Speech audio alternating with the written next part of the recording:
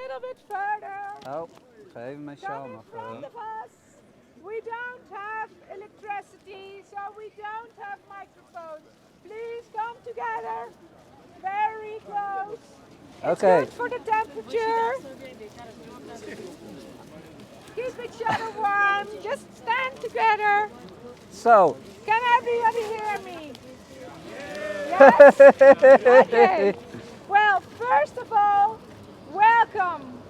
We are so happy that you are here today. And, you know, I put on my golden shoes today because this is a golden day. Because what you are doing is you are standing up for yourself. And I want you to applaud for yourself for being here today and be out loud. whoa! We have to improvise without a microphone, so we have to just speak up and be literally very loud today. So Sandro will start. Ah. Everybody knows Sandro, but let me introduce him just in case somebody Yep. doesn't know him. Sandro is the president of LGBT Asylum Support. Sandro is the guy who is working 60, 70, 80 hours a week without being paid to help you.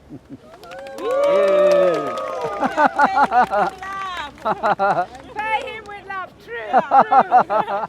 And Sandro is first going to tell a little bit about the petition that is going to be shared with the members of the parliament later today. Go ahead, Sandro. Okay. I think if I hear myself here, we don't need a microphone. Am I right? Yeah. Okay. Thank you all for being here. Because most of you will not know, but this is in fact the second time we are here with the same petition.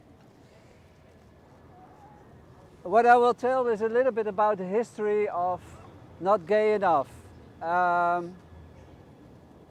In 2016, we started to do research how it was possible that a lot of LGBT refugees were being denied. And we found out that this is due to the work instruction, that's the document which is underneath all interviews for LGBT refugees. We found out that there were many mistakes. And we started in 2017 a petition, Not Gay Enough, niet gay genoeg. And this petition was very important because at that moment there were no organizations doing the research and also trying to change a very complex document by IND. In 2017 we started the petition and we got a lot of media attention. And this year we also started the new one, the 2.0, but we didn't get so much media attention. But if I see how much refugees are coming here, the attention is huge, and that's just only good. In 2017 what happened is that we started, like also this year at Alkmaar at the Pride. We collected many signatures. We got in the newspaper with a refugee who was being denied, and we got more and more attention in 2017. We were several times on television, and finally in September that year we brought the petition here to the House of Parliament. Here you can see that this is the House of Parliament, Tweede Kamer, but this is the outside, the back in fact. In 2017, if you overhand a petition to the parliament, you get a lot of attention for this. And in the same year, Maarten Groothuizen from D66 asked me to come and to talk in the parliament about the problems with LGBT refugees and how they were being denied. And from this moment on, the story went inside. Because if you want to change something for LGBT refugees, you have to use politics. what happened, and that is in September also, there was a motion in House of Parliament, and what happened is that D66 said to the State Secretary, Mark Harbers, you need to change the working instruction. We see that there are many mistakes in the way the IND is interviewing LGBT refugees. So State Secretary got an assignment by the Parliament to change this and also to involve LGBT organizations like us, but also COC Netherlands. After this, it became silent.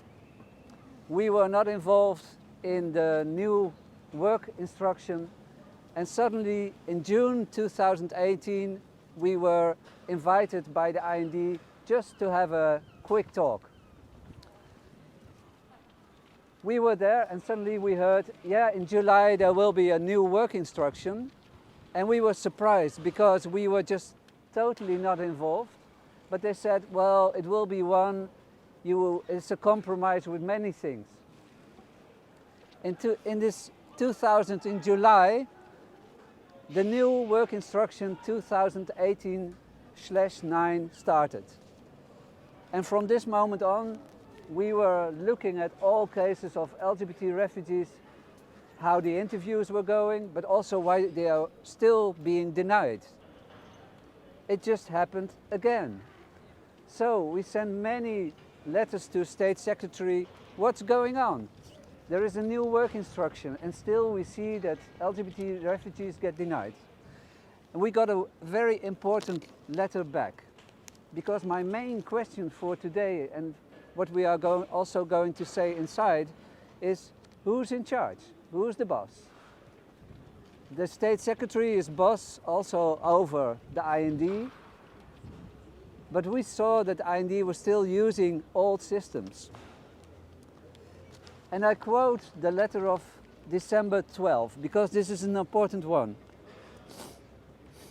It's a letter from State Secretary, and he replied to LGBT Asylum Support and the House of Representatives. This is Mark Harbers speaking in his letter. In my letter of November 13 to your House of Representatives, I explained that in the assignment of LGBT and conversion cases, the focus in the interview from now on will on questions about personal experiences and the meaning given to them. The most important change, and this is the one, in the work of instructions for LGBTs is that terms of awareness process and self-acceptance have been deleted. The terms awareness process and self-acceptance no longer appear in the new working instruction. The IND will therefore no longer ask the refugees for these issues. And now I ask again, who is in charge? Who is the boss? Because after this letter we still see that the IND is still using these terms of process of becoming aware, process of accepting yourself, and they use different words like not accepting but embrace your sexuality, etc. For example, we see that awareness process is now being described as process or moment in discovering your homosexual feelings, and self-acceptance as providing insight into your acceptance of homosexual feelings. With this, we can state that there are no changes, and it goes even further because Abate is here. This comes from the letter we sent to the court, and in this court even the judge was saying to IND, yeah, I know that this process of accepting yourself, all these terms are not allowed to use, but we know that they are still being used by the IND. Even the judge accepted this. And that's just unbelievable. So again, I'm with the question, who's in charge? Who's the boss? Who is really saying, this is how the interview should be? This is allowed to do yes or no? That's my main question. And this main question is also in the report we are going to overhand in an hour inside with a few people, because this needs really to change. In July next year there will be again a new work instruction. We want to have really changes, so all the interviews for you will go on a much better but also honest way. I had my 5 minutes? Yes. Yeah. Okay, so we keep on fighting for you. And the next speaker will be Serkan. Serkan, sorry. Okay, come up. I shall introduce Serkan a little bit. If you follow our Facebook page, you have seen him coming by lots of time. And Serkan was also the figure for all our brochures for this year. He's here. And here is also, you can sign on him. Serkan is, we are supporting his case already for long. Coming from Turkey, Kurdish part, he was at first being denied as a gay person. That's what IND mostly does. He had many cases, and in his last case he even said, now, okay, we believe you are gay, but now we say Turkey is a safe country. So here you go again. That's my introduction. Go for it. Dank u wel. Beste mensen, ik ben Serkan Özmeral en ik ben 29 jaar oud en ik ben 29 jaar als gay. Ik ben Turks en kom uit Turkije. De Turkse mensen willen helaas geen homo mensen in mijn geboorteland. Want het is grote taboe door de religie, de politiek. Daarom mag je daar helaas niet jezelf zijn als gay of lesbi. Ik moest 27 jaar in de kast blijven, maar daarna moest ik uit de kast komen tegen mijn familie. En daarna heb ik heel veel grote problemen gehad en levensgevaarlijk. Ik ben bijna 3 jaar in Nederland als een vluchteling om mezelf te zijn en om te leven. Maar IND geloofde 2,5 jaar niet dat ik gay ben, hoewel ik veel bewijzen heb. Ze wilden me een paar keertje terug naar Turkije sturen. En ik ben 31 dagen in de gevangenis gebleven in Nederland, terwijl mijn procedure de afgelopen periode aan de gang was. We hebben gevraagd waarom. Ze hebben gezegd dat ik niet gay genoeg ben. Hoe kan ik genoeg gay zijn? Hoe kan je genoeg hetero zijn? Maar waar zijn mijn 31 dagen en wie kan mijn 31 dagen teruggeven? Maar nu gelukkig dat ze geloven dat ik gay ben. Want LGBT Asylum Support en Roselings heeft heel veel dingen gedaan voor mij toen ik in de gevangenis was. Ze hebben contact gemaakt met de stadssecretaris en de burgemeester van Deventer. Ze hebben speciale brieven geschreven voor mij. En daarna moest IND me weer losmaken. Want iedereen drukte op IND. Maar als ik vandaag niemand kende in Nederland, als ik geen netwerk had, zat ik misschien meer dan 31 dagen in de gevangenis door mijn seksualiteit. Ik wil nu vragen, waar is de gerechtigheid en de vrijheid in Nederland voor de vluchtelingen mensen van LGBT? IND wil nog steeds mee terug naar Turkije, want ze hebben een nieuwe reden. En ze zeggen dat Turkije een veilig land is voor de homo-mensen. Alle organisaties en activiteiten en gay pride zijn verboden in Turkije. Er wordt elke dag een gay, lesbi, transgender vermoord door hun familie of andere mensen. Er zijn heel veel activisten van LGBT in de gevangenis in Turkije door de conservatieve overheid en Turkse mensen. Turkse ministers zeggen op tv dat ze geen homo mensen willen. Kan je nu zeggen dat Turkije een veilig land is voor een gay of lesbi of transgender? Ik ben alleen een voorbeeld, maar ik ben hier niet alleen.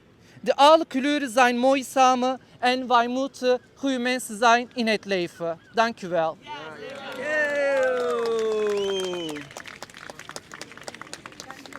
Heel goed, heel goed. Okay, a short translation for the people who don't speak Dutch. Serkan is 29 years old, has been in the closet for 27 years. When he came out in Turkey, he had lots of troubles and he fled to the Netherlands. And here, the IND did not believe he was gay. But he said, how can you prove you are gay? You can also not prove you are hetero. This is not something you can prove. And after now, IND does believe that he is gay, but now they say you can go back to Turkey because it's a safe country. But it's not a safe country. People are murdered, are beaten. The government of Turkey forbids, for instance, pride to take place. So Turkey is not a safe country for LGBT people. That's the message from Serkan in very short. Thank you so much. Thank you. Very good. And Serkan has been in prison for 31 days because nobody believed him. And he said, who is going to give me back that 31 day of my life? Nobody is. I would like to ask Justine to come up. Justine was also Thank not... you. Thank you. Justine was also not believed by the IND in her first procedure. Justine, can you share your story with us? Hello everyone, you're most welcome here. I'm really great to see you here. I'm really so happy. And I'm here to tell you some of my story. I come from Uganda, and Uganda is not a very safe country for LGBT people.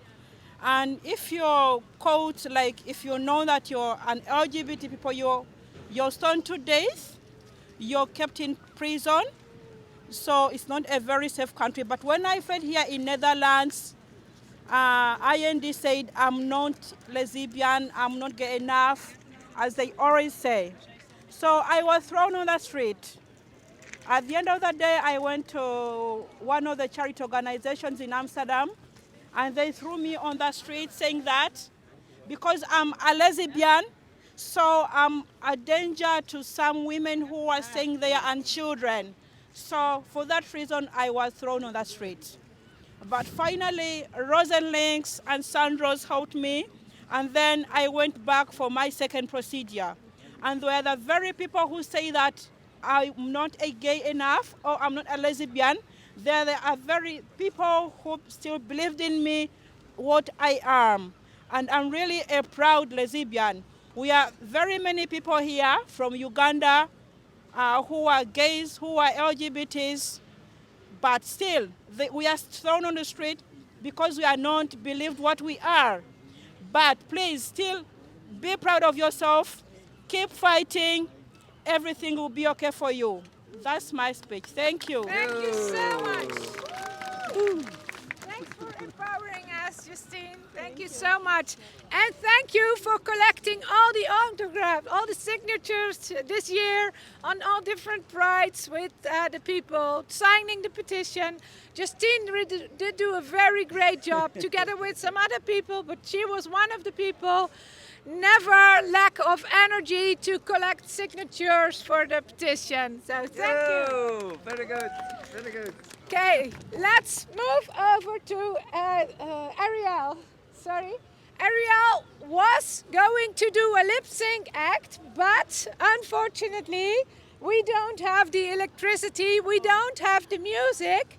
But fortunately, Ariel has a big throat and she can tell a little bit about her story. She came to the Netherlands as a refugee herself, so she knows very well how your situation is now. She very well understands you. Ariel, please stand up.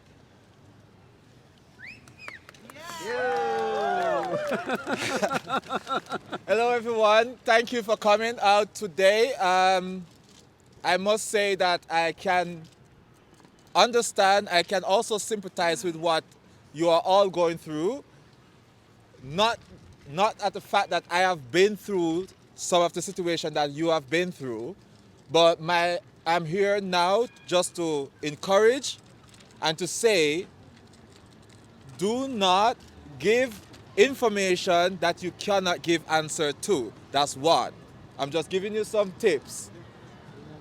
Because I came to the Netherlands in 2009, and I only spent 2 days in Schiphol. 6 months to be exact, I got my papers. 3 months after that, I got my house. So I cannot say I go through the hardship that some of you guys are going through. But I have friends from my country that also went through the same situation. We came on the same flight, but they spent 2 years in the asylum center. Reason for that?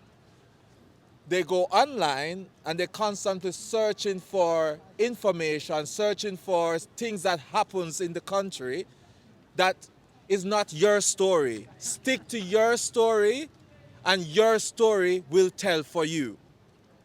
You cannot tell or you cannot explain another person's story, even if you and them are friends from birth. You cannot speak for another person's story, because when the follow-up question comes, you are unable to give the answer directly. Always, if you are in an interview and you feel uncomfortable with the interpreter because you are not understanding what the interpreter is saying, or you cannot follow the conversation, stop your interview. The first day of my interview, after introducing myself, where I'm from, and the first line of question, why are you here? And I gave my answer, I'm here to claim asylum. I did not understand what the interpreter said to the interviewer, and I stopped my interview because I have the right to stop my interview. If I feel my story is not going across correctly, and I am not understanding the interpreter. So, if you are in an interview and you think you are not understanding your interviewer or your interpreter, stop your interview. Ask for another one.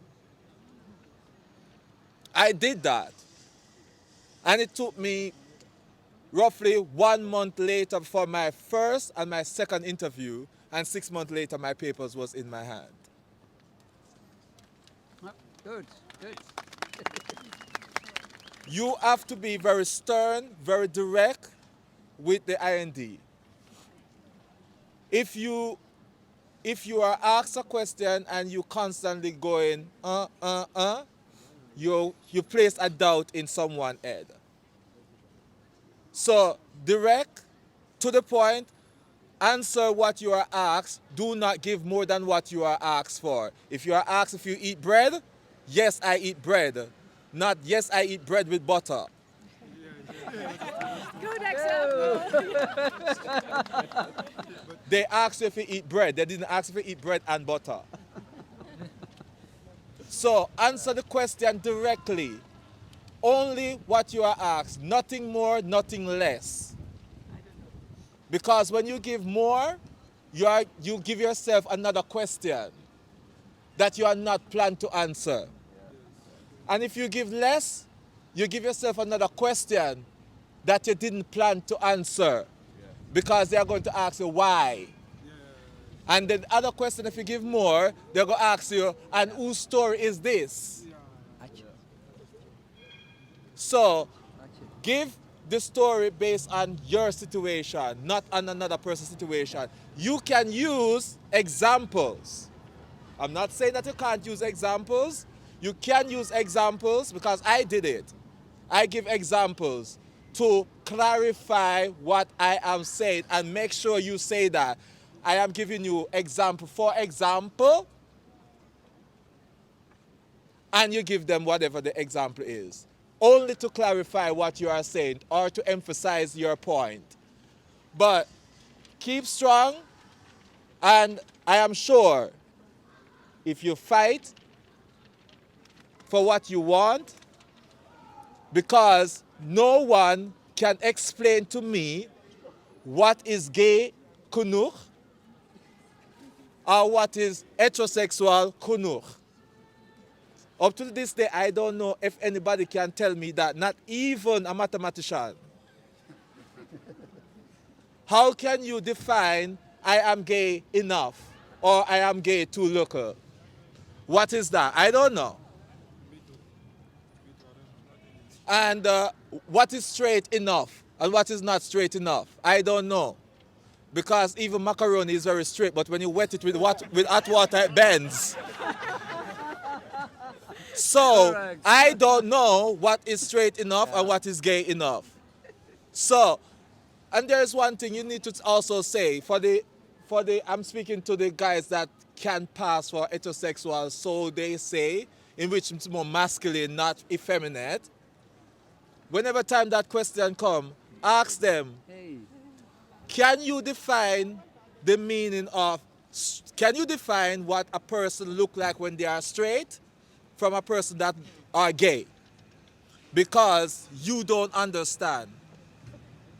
You turn the question around to them, let them explain it to you, and then they will realize that the question is stupid. Thank you. Yeah, Thank you, thank Sandro. Yeah. No, no. Here on the side. Wil Yes. Attje nu? Nee. And I want you all to know that because it's flu season, we had a cancellation of the drag who was going to be here today. And Ariel just heard last night that we need her help. And I got a message at 6 o'clock last night saying, where do I need to go and what do you want me to do? Thank you so much, Ariel. Thank you. And it's good to know that Ariel is happy to take selfies with you. So it's good. Show that you're out and proud. And also we have Mr. Bear Netherlands here, who is willing Warm to welcome. be in a picture with you and totally abuse them. Okay, where's Janet? Janet, where's Janet, please Janet. come up. Applause for Janet. Okay. Hey! My name Go. is Janet Kauma. I'm from Uganda. I came in the Netherlands 2010. Speak up a little bit more. Yeah, but I can't. Can I? Yeah. Yes, Ariel will. I will repeat what I will you repeat- said. I came in the Netherlands in name 2000. Janet Kauma. Her name is Janet Kauma. I came in 2010 in the Netherlands. She's here in 2010, And since then, I'm in the procedure. and from then in the procedure. I'm now in the third procedure. She is now in the third procedure. All the procedures I'm rejected because I'm not lesbian enough. I'm not gay All enough. procedures she was rejected because she's not lesbian, not gay enough. So I advise everybody there not to give up because I'm already long in the procedure, but I'm still strong because I have a hope that I'll win one day. She advised everyone to stick with the procedure because she's here long enough and she's not giving up. And one day. Yes. 1.0. What's that? The first one. It's the version of the application, you know. 1.0. I never know that gay is a percentage added to it. Is the heterosexualist percentage as well? Okay, hello everyone. I'm Ahmad. I come from Iran. And what can I say about myself? You know that, as you know, I'm blind and I'm also gay, and homosexuality is a very big disgrace in my country. And you know, my blindness is also not good, and you know, it's 2 times worse in my country. And because of that, I had no place to stay in my country because I found some problems because of my sexual orientation in my country.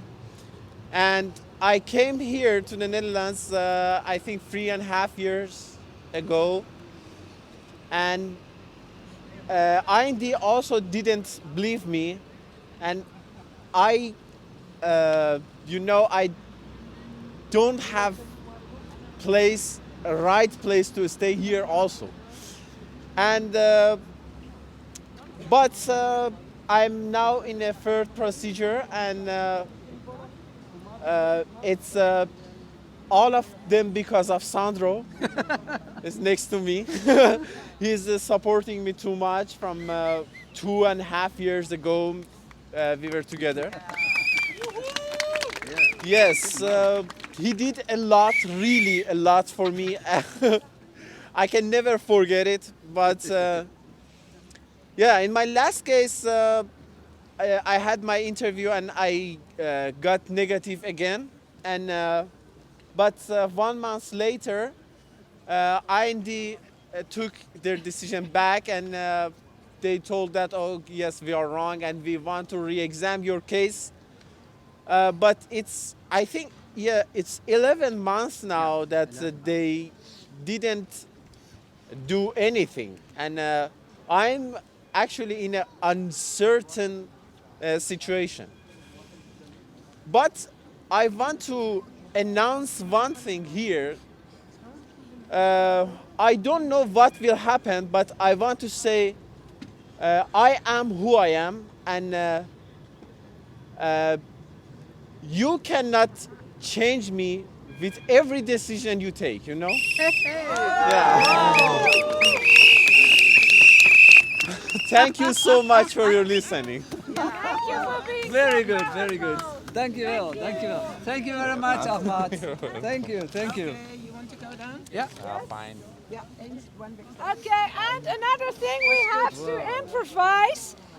This summer, Pieter, lots of people know him, Pieter Nijhof, he has been working his butt off in prides around the country Go to around with the sign. Let people get sign. signatures for the petition.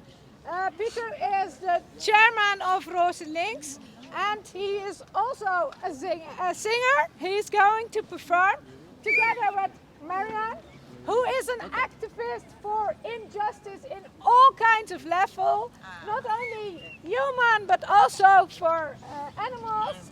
She is an advocate for the vegan life, and look how she's smiling, how she's gorgeous. So we'll make a little bit of space for you so you can sing. And they're going to do without music, or with a little bit of music, but without the microphone. So please be quiet and listen to them.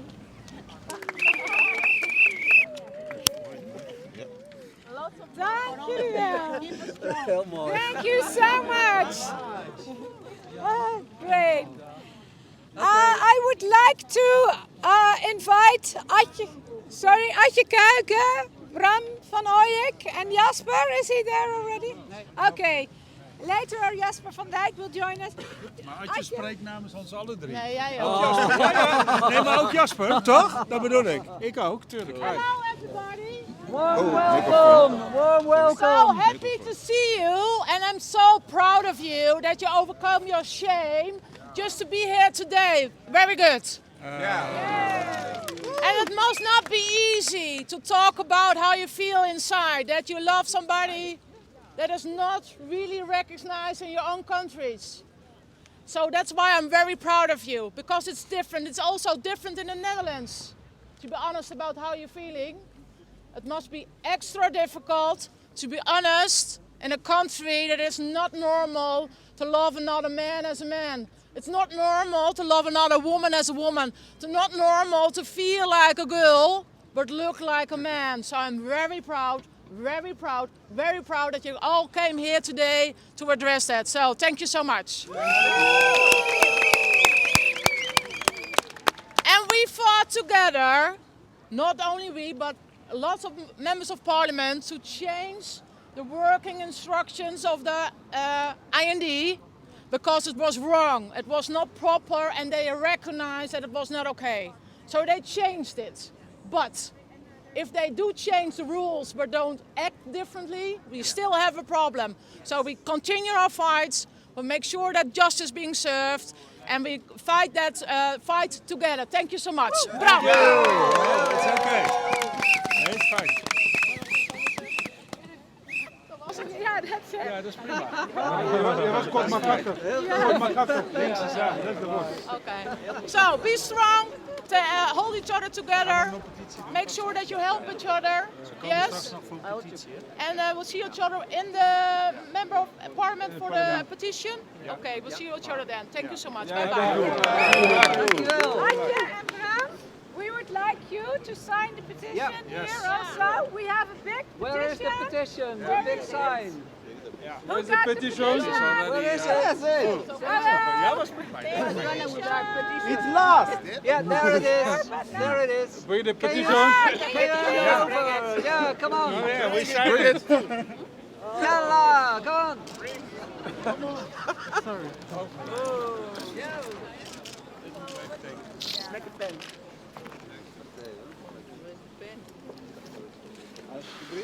Dankjewel. I have a very big signature. No problem. That's it. But you're also a little bit taller than I am. Okay, can you just do it again for the picture? Ja, together. We can do. Oh, wait. Doe jij de vlaggen? Ik hou je vast. That's a better signature. Kijk, dat is een official signature. Hey, geweldig. Okay. So wait, for the picture? Yes, please. Okay. Wait. Yeah, Sandro? Yeah, our friend. Okay.